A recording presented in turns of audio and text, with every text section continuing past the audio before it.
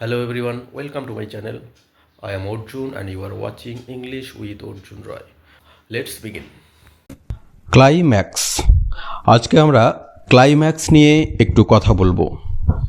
এই ক্লাইম্যাক্স এটা হচ্ছে একটা লিটারেরি টার্ম বা সাহিত্যিক পরিভাষা, যার অর্থ হলো চরম পরিণতি বা চূড়ান্ত পর্যায়, বা বলা যেতে পারে নাটকের চরম মুহূর্ত।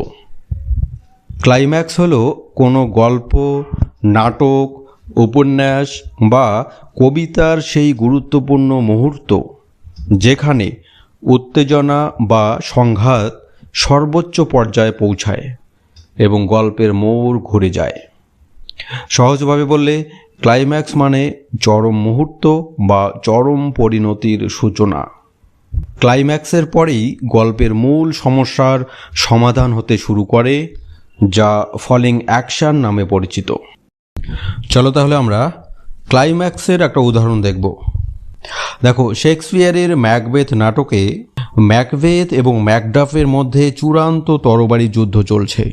ম্যাকডাফ যখন প্রকাশ করে যে সে স্বাভাবিকভাবে মায়ের গর্ভ থেকে জন্ম নেয়নি, যা ডাইনিদের ভবিষ্যৎবাণীকে সত্য করে তোলে, এবং ম্যাকবেথ বুঝতে পারে যে তার পতন অনিবার্য, ঠিক তখনই নাটকের উত্তেজনা সর্বোচ্চ চূড়ায় পৌঁছায়। এটাই হলো ক্লাইম্যাক্স।